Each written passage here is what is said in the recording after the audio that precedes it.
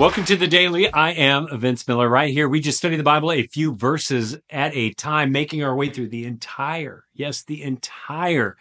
Bible. If you want to find out more about our 23-year journey through every verse of the Bible, you can click Project 23 in the description below. Find out more about that. Even partner financially with us. We would love to have you do that. More than that, just show up here every day.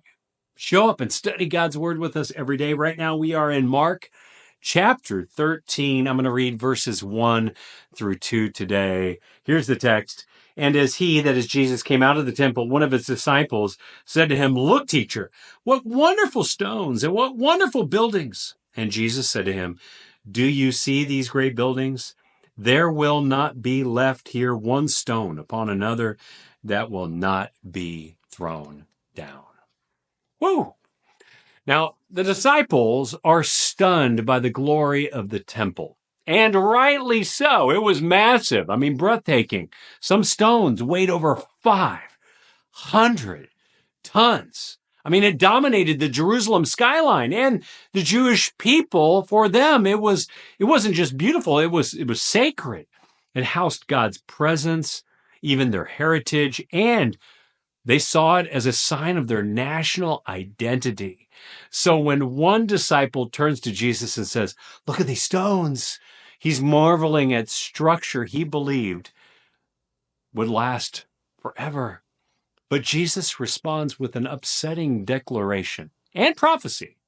Not one stone will be left on another. In other words, don't get too attached to this building and its stones.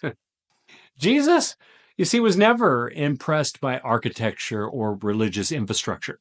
He saw through the facade to the corruption and pride and misplaced worship inside of that temple. And he knew it was all temporary.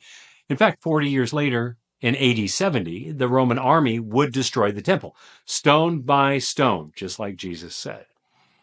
You know, I think we all still marvel at impressive things. I mean, I do. Impressive buildings or homes or cars. And I love to look at them. But even the most beautiful and durable and influential things in this world can and will crumble. Our homes, our careers, our church buildings, our bank accounts, our platforms. I mean, if your hope is built on what appears impressive, be prepared to have your hope dashed, as it will ultimately collapse and corrode. And that's not prophetic. That's just the plain truth.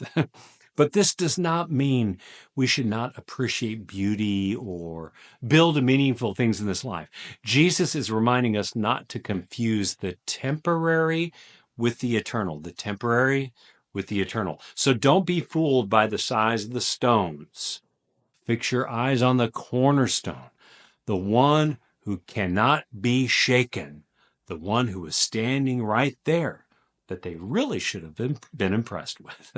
I love you guys. I hope this has blessed you. If it has, share it with someone else. And I'll see you right back here again tomorrow.